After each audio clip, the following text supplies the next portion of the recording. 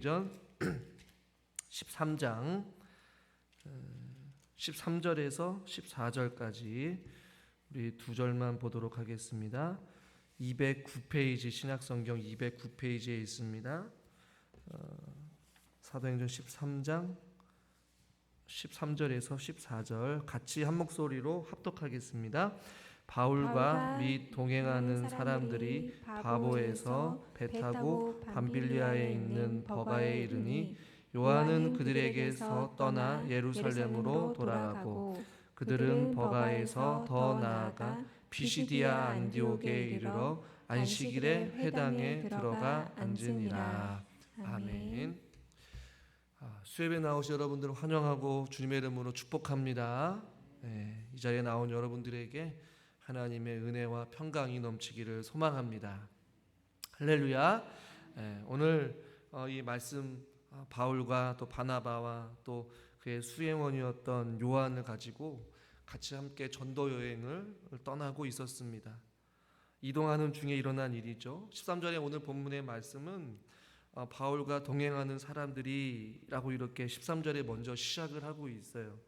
보통 바나바와 바울 이렇게 언급을 했는데 13절부터는 조금 순서가 바뀌는 것 같죠.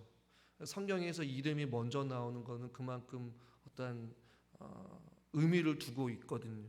그동안은 바나바라는 사람이 언급이 좀 많이 됐고 바나바 다음 바울 다른 사람이 언급이 됐는데 13절에서는 바나바와 그 다음에 이름도 언급하지 않아요. 그냥 바울과 및 동행하는 사람들이라고 표현되고 있어요. 그러니까 서서히 어떠한 선교 사역의 그 중심이 바울 중심으로 가고 있음을 본문의 저자는 이제 언급하고 있는 것이죠. 그러니까 이들이 이동하고 있는 곳 가운데 하나의 사건이 일어나게 됩니다. 그것은 오늘 우리가 읽은 13절에 바보에서 배 타고 이제 밤빌리아에 있는 버가에 이르렀다라고 성경에는 말씀하고 있고 그 버가에 이르러서 요한이라는 이 수행원이 그들에게서 떠나 예루살렘으로 돌아갔다라고 이렇게 말씀하고 있어요. 버가에 도착한 바울과 그의 사람들이 이제 요한이라는 그 수행원이 돌아갔다라고 말씀하고 있어요. 여기서 말하는 요한 혹은 마가라고도 표현하죠. 여러분 이 요한이 여러분 누구입니까? 마가의 다락방, 그 마락방의 다락의 주인이었던 그 마리아의 아들이 바로 이 요한이란 말이에요. 그리고 함께 전도 여행을 떠난 바나바의 사촌 동생이 바로 이 마가라는 요한이란 말입니다.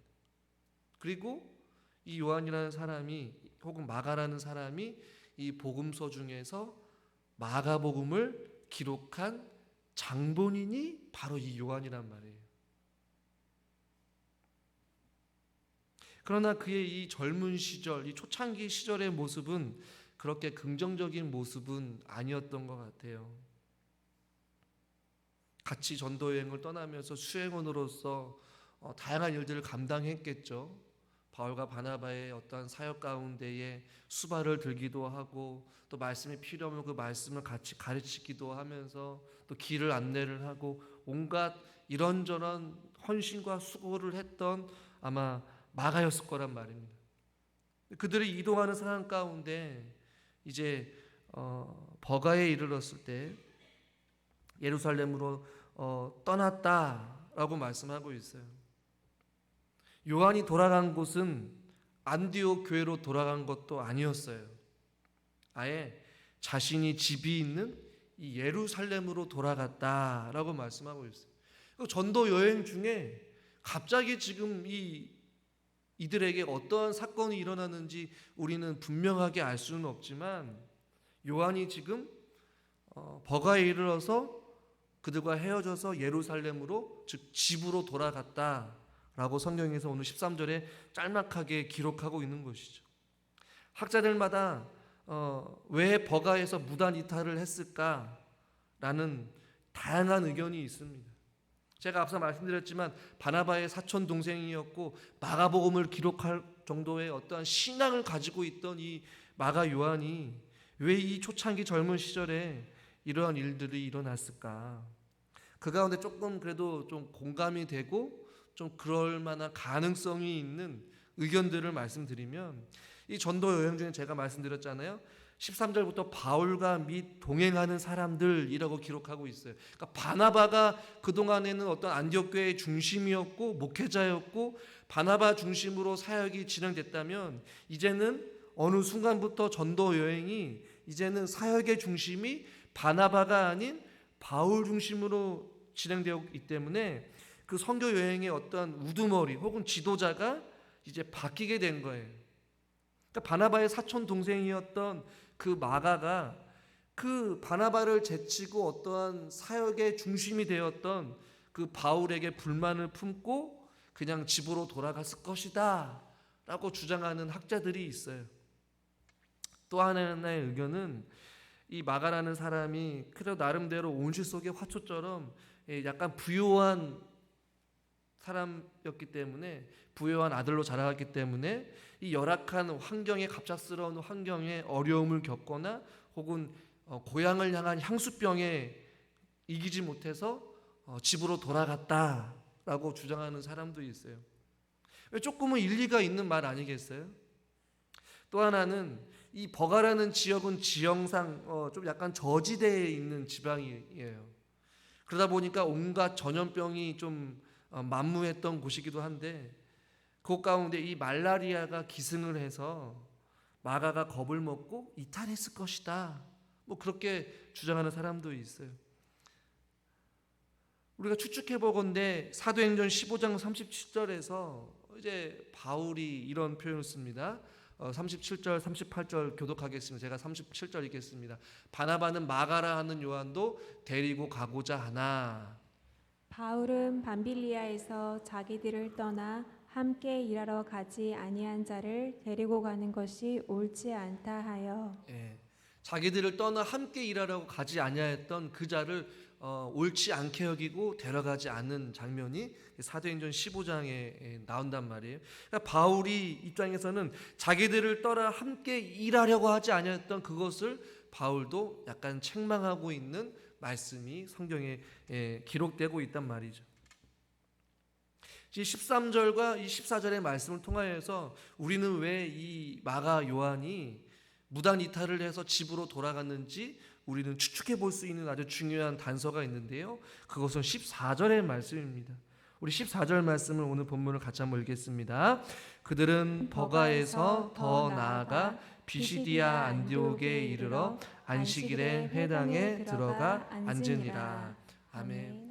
다음 주에도 조금 더 살펴보겠지만 이 마가 요한의 입장에서 보면 이 버가에서 바울이 또 바나바가 더 나아가 비시디아 안디옥에 이르렀다라고 말씀하고 있어요. 버가에서 비시디아 안디옥까지는 약 한 200km가 떨어진 곳이에요. 그런데 여러분 보십시오. 어렵게 이 버가라는 지역까지 이르게 되었으면 이 그곳에서 바울과 바나바가 복음을 전해야 되지 않겠습니까? 이 당시에 뭐 이동 수단이 자동차가 있는 것도 아니고 어떠한 좋은 이동 수단이 있는 것도 아니었기 때문에 한번 지나간 그 지역에서 바울과 바나바가 만나는 모든 이들에게 그리스도의 복음을 전해야 되는데, 14절의 말씀을 보면 그들은 버가에서 머물지 아니하고 비시디아 안디옥이라는 약 200km가 떨어진 그곳으로 지금 이동하고 있단 말이죠. 그 이동한 이유에 대해서는 다음 주에 더 살펴보겠지만, 버가에 도착한 이 바울의 일행이 비시디아 안디옥인 이 고지대로 지금 이동을 하고 있었단 말이에요. 200km가 되는 그곳을 지나가는데 이제 마가 요한이 그 이동하는 그 순간에 약간 겁을 먹은 것 같아요. 왜냐하면 이 버가에서 비시디아 안디옥으로 가기 위해서는 반드시 넘어야 될 어떠한 곳이 있는데 그곳이 이 타우루스라는 산맥이라고 이야기를 해요. 그러니까 그 산맥을 건너가야 되는데 그 산맥은 굉장히 험난하고 위험하고 예로부터 어떠한 강도와 산적들에 소굴이었기 때문에 그 산맥을 넘는다라는 것은 어떤 자기의 생명과 자신이 가지고 있는 모든 재산을 다 걸고 가야 하는 아주 위험천만한 곳이에요. 근데 바울이 지금 그곳을 가려고 하고 있단 말이에요. 그러다 보니까 그 험한 타우루스라는 그 산맥을 보고 이 요한이 겁을 먹어서 지레 겁을 먹고 예루살렘으로 갔을 것이다 라고 주장하는 이제 학자들도 있어요. 그러니까 제가 말한 다양한 의견들이 있지만 저는 그 모두 다 네 가지가 다 가능성이 있다라고 봐요. 중요한 것은 어떤 사건에 어떤 이유에서인지는 몰라도 마가 요한이 그 선교지에서 이탈해서 갔다라는 것이에요. 여러분 한번 오늘 본문에서 우리는 한 가지를 생각해 보기를 원하는데, 본문은 아니지만 13장 5절에서 마가 요한의 역할은 무엇이었습니까? 수행원이었어요.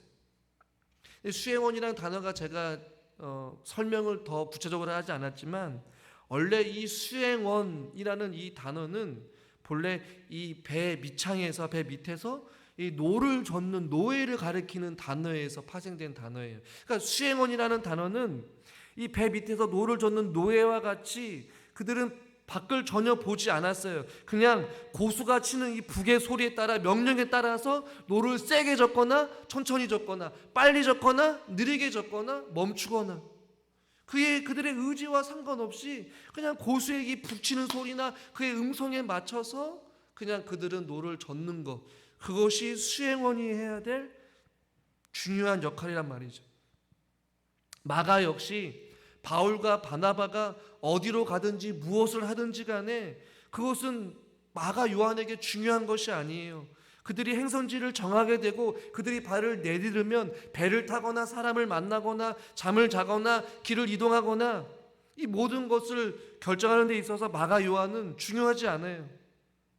오직 그가 해야 될 역할은 수행원으로서 바울과 바나바 옆에서 하라는 대로 순종하는 역할이 그에게 주어진 역할이었단 말입니다. 그러나 그 요한은 그 바울의 결정을 무시한 채 예루살렘으로 돌아가 버린 것이었어요. 그의 사명을 어떻게 보면 그의 의무를 그가 맡은 것을 내려놓고 가버린 것이죠. 자신에게 주어진 어떠한 사명을 내려놓게 된 것이었어요. 그 타우루스라는 그 산맥을 넘기에는 목숨에 대한 위협이 있어서 두려움이 있었을지 몰라요. 혹은 말라리아 병에 걸려서 또 아플지 몰라서 그런 두려움이 있을지 몰라요. 환경이 바뀌다 보니까 낯선 곳에서 낯선 사람을, 외국인을 봐야 되다 보니, 이방인을 봐야 되니 어떤 두려움이 있을지 모르겠어요. 그리고 이 바울이라는 사람이 자기의 사촌 형 대신 지도자 역할을 하는 그것을 보기 싫어서 마음이 함께 할 수 없는 그 어떤 시험이 들어서 상처가 돼서 마음에 들지 않아서 그 사명을 내려놓고 예루살렘으로 갔을지도 몰라요. 우리는 알 수 없지만 생각해 볼 수 있어요. 중요한 것은 마가 요한이 그 사명을 내려놓았다라는 것이. 오늘 이 말씀을 통해서 저와 여러분들이 한번 생각해 보기를 원합니다. 첫 번째로 우리가 생각해 볼 것은 하나님의 일을 하는 데 있어서 항상 은혜만 있는 것이 아니다라는 것이. 여러분 동의하십니까? 교회를 할 때 보면 항상 여러분 은혜가 넘칩니까? 하나님의 일을 하고 교회에서 하는 섬김과 어떻게 교회에서 하는 모든 사역들 가운데 여러분 은혜가 넘칩니까? 은혜가 당연히 넘치죠. 안 그렇습니까? 기쁨이 있어요. 감사가 있어요. 때로는 보람이 있어요. 사역의 열매를 통하여서 내 마음 가운데 주님을 위해서 섬길 수 있음에 오히려 감사가 넘치고 오히려 힘이 나기도 해요. 할렐루야. 여러분 그렇기 때문에 사역을 섬기지 않습니까? 때로는 힘들 수도 있지만 그 가운데 사역에 풍성한 열매가 있어서 보람도 느끼고 감사도 넘기고 부족하지만 나를 통하여서 주님을 위해 섬길 수 있음에 감사가 넘치는 그런 것도 있지만 항상 은혜스러운 것만은 아니라는 것이죠. 바울과 바나바가 그리스도의 복음을 전하는데 그곳에 항상 은혜가 넘치고 그 길에 형통함이 있고 항상 동일한 생각 가운데 사람들의 의견이 하나가 되어지고 서로 사랑하고 그런 것만 있는 것이 아니었단 말입니다. 때로는 의견이 충돌할 수도 있고 때로는 다툼이 있을 수도 있고 생각이 다를 수도 있어요. 어려움을 만날 수도 있어요. 굶주림에 처할 수도 있고 힘이 지쳐서 버거워서 그만두고 싶은 마음도 있었을 거란 말입니다. 얼마든지 어려움을 만날 수 있다는 것이죠. 주님의 일을 하다 보면 때로는 오해를 받기도 해요. 때로는 상처를 받기도 해요. 때로는 지치기도 하고 때로는 지금 당장이라도 내려놓고 싶은 마음이 가질 수도 있다라는 것이죠. 회사원들만 늘 언제나 가슴판에 사표를 들고 다니는 게 아니라 이 성도들도 기회만 되면 할 수만 있으면 언제든지 사역을 내려놓고 싶은 그런 마음을 가지고 교회를 다니는 사람들이 있을 수도 있다라는 것이죠. 여러분 기억하십시오. 하나님의 일을 할 때에 또 교회에서 주의 일을 감당할 때에 항상 은혜스러운 것만 있는 것은 아니다. 이것을 아는 자만이 때로는 상처를 받기도 하고 때로는 지치기도 하겠지만 그것 가운데서도 하나님의 붙드심과 하나님의 은혜가 있는 줄 여러분 믿으시길 바랍니다. 이 요한과 같은 사람이 얼마든지 있을 수 있다라는 것이 부담이 되면 내려놓기도 하고 도망치고 싶으면 얼마든지 도망갈 수 있는 그런 사람들도 있다라는 것이죠. 좀 부정적인 표현이지만 이 교회가 싫으면 이 교회에서 저 교회로 옮길 수도 있다라는 것이. 그러나 사람이 만나여서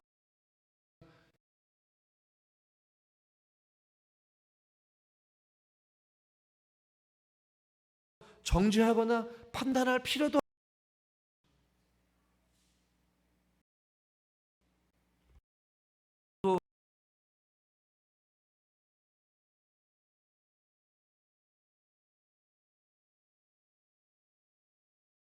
여전도에 총회가 있었어요.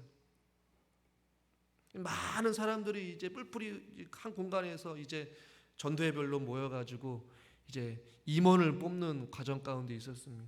이제 부교육자들이 한 전도회씩 맡아가지고 또 같이 옆에서 지도를 하면서 있었는데 제가 이 총 관리를 담당하고 있는 목회자여서 강단 앞에 있었어요. 그런데 한 권사님이 딱 손을 들고 목사님 저는 회장 못하겠습니다 하고 그냥 그 자리에서 자리를 박차고 교회 문을 나갔어요. 그쪽에 있는 그 전도회 회원들도 다 깜짝 놀라가지고 목사님 어떻게 합니까? 어떡하겠어요? 다시 뽑아야지. 그 가운데 막 사람들이 웅성웅성대요. 어떻게 저렇게 권사가 저렇게 못하겠다고 할 수 있는, 남들은 다 했는데 자기가 뭔데, 지가 뭔데, 하라면 해야지 막 그러면서 막 판단하고 정죄하고 막 시험에 들고 그 전도회가 아주 그냥 풍지박살이 날 뻔했어요. 가서 목회자들이 권면하고 또 위로하고 다시 뽑자고 또 권사님 이번만 해주세요 막 설득하면서 겨우 조직을 만들어서 한 해를 버텼거든요. 한 사람이 그렇게 박차고 일어나니까 다른 데서도 이거 목사님 저도 못합니다 막 계속 그러는 거예요. 한편으로는 그 사람의 마음을 이해가 돼요. 이 요한도 아마 어떤 마음인지 모르겠지만 오죽했으면 그렇게 했을까라는 마음에 한편으로는 이해도 돼요. 그러나 저는 한번 재미나는 상상을 해보게 됩니다. 만일 요한이 바나바와 바울과 함께 계속 그 전도의 현장에서 떠나지 아니하고 함께 머물렀다면 어땠을까? 그래서 어떤 목사님은 이 사도행전을 기록하면서 설교를 하면서 이런 이야기를 했어요. 만약에 이 마가 요한이 계속해서 이 상황에서 떠나지 아니하고 머물러서 바울과 함께 전도 여행을 했다면 아마 마가복음뿐만 아니라 사도행전도 누가가 아닌 마가 요한이 기록했을 수도 있겠다라는 이런 표현을 썼어요. 저도 공감이 되더라고요. 바울과 함께 동행했다면 아마 놀라운 복음의 역사를 경험했을 수도 있었을 거예요. 그러니까 사람 일은 알 수 없다라는 것이죠. 주님께 뜻을 맡기고 사명을 묵묵히 감당하는 사람들에게도 하나님의 놀라운 은혜가 있을 것이고, 비록 주님의 뜻을 때로는 거절하고 그 사명을 내려놓고 모든 것을 다 포기하는 그런 사람들에게도 또 하나님께서 그들에게 필요한 은혜를 주신다라는 것이죠. 그러니까 사람 일은 알 수 없다라는 것입니다. 저는 마가 요한을 정죄하거나 판단하고 싶지는 않아요. 그러나 분명한 것은 이 본문을 통하여서 우리가 알 수 있는 사실은 마가 요한은 예루살렘으로 갔지만 똑같은 상황에서 바울과 바나바는 어땠을까? 포기하지 아니하고 결국에는 비시디아 안디옥이라는 그 타우루스라는 산맥을 뛰어넘어서 그곳으로 갔다는 것이 우리에게 중요하다라는 것이. 고린도서 4장 1절과 2절 말씀을 한번 같이 교독하겠습니다. 사람이 마땅히 우리를 그리스도의 일꾼이요 하나님의 비밀을 맡은 자로 여길지어다. 그리고 맡은 자들에게 구할 것은 충성이니라. 아멘. 맡을 자에 구할 것은 충성이다라고 말씀하고 있어요. 그러니까 똑같은 상황에 있었어요. 똑같은 어려운 상황, 똑같은 타우루스 산맥을 넘어야 됐어요. 그리고 저지대에 있었기 때문에 병에 걸릴 위험이 있었어요. 똑같이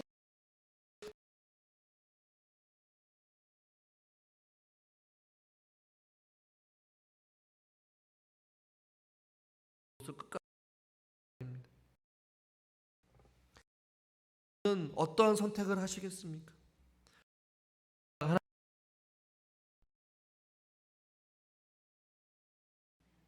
바울과 바나바는 말씀을 전하는 사역에, 요한은 또 굳은 일을 하는 사역에, 저와 여러분들도 각자가 다 다른 모습으로 다른 어떠한 상황 속에 있지만 동일하게 하나님 앞에 맡은 사명을 받지 않았겠습니까?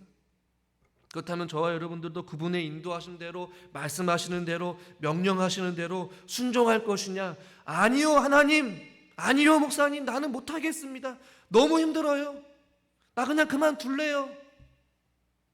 그렇게 포기하고 내려놓으시겠습니다. 선택은 여러분한테 달려있는 것이.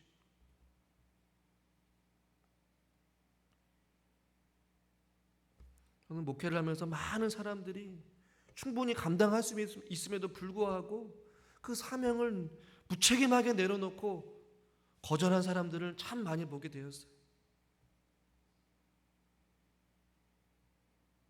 이해가 안 되지만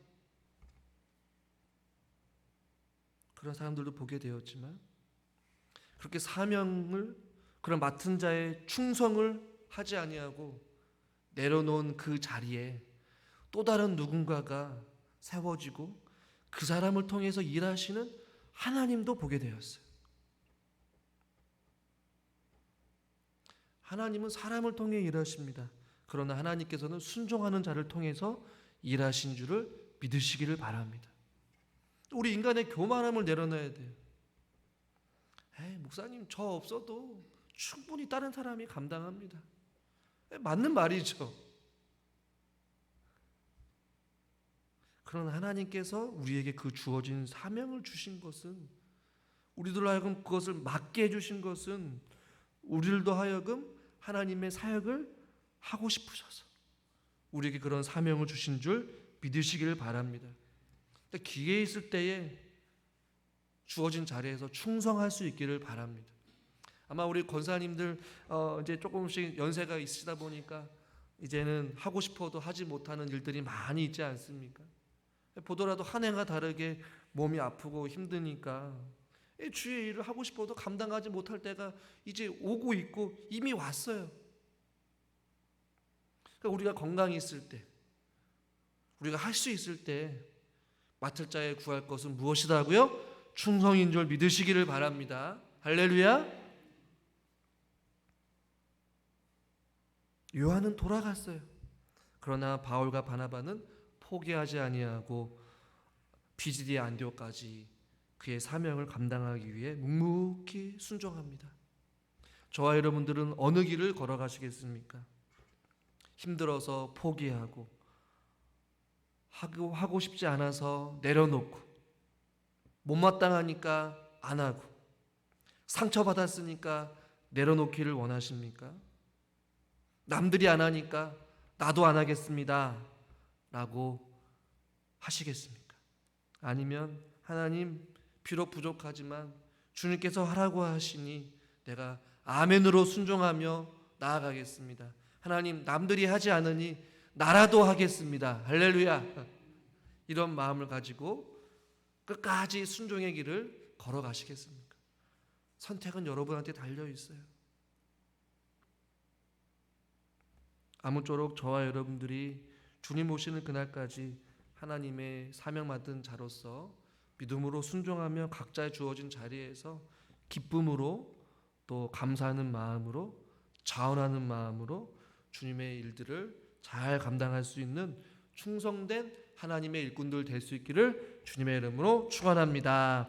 하나님 아버지, 바울과 바나바 그리고 그의 일행들이 그리스도의 복음을 전하려 나아갈 때에 마가 요한은 갑자기 자리를 떠나 예루살렘으로 돌아갔다라고 성경은 기록하고 있고, 추후에 바울 역시도 하나님의 일을 하지 아니하고 떠나간 또 요한을 언급하였음을 보게 됩니다. 하나님, 어떠한 이유인지는 모르나 또 각자의 상황이 있고 또 이유가 있어서 그렇게 예루살렘으로 도망쳤던 마가의 연약한 모습들도 우리들 안에 있음을 보게 됩니다. 주여, 우리도 연약하기에 때로는 넘어지고 때로는 그만두고 싶고 때로는 내려놓고 싶은 마음, 또 때로는 도망치고 싶은 마음 있는 줄 압니다. 그러나 약할 때 강함 되어 주시는 하나님께서 우리에게 감당할 수 있는 힘도 주시고 능력도 주실 줄 믿습니다. 바울과 바나바는 믿음으로 순종하며 또 그들의 사명을 감당한 것과 같이 우리들도 맡을 자에 구할 것은 충성이라고 말씀하셨습니다. 주어진 삶 속에서 우리가 최선을 다하여 맡겨진 사명 잘 감당케 하여 주시옵소서. 그래서 주님 앞에 섰을 때 잘하였도다 충성된 종아라고 칭찬받을 수 있는 하나님의 귀한 일꾼들이 되게 하여 주시옵소서. 섬길 수 있을 때에 섬기게 하여 주시고, 충성할 수 있을 때에 충성하게 해주시고, 순종할 수 있을 때에 순종할 수 있는 하나님의 사람들이 되게 하여 주시옵소서. 예수님의 이름으로 감사하며 기도드리옵나이다. 아멘.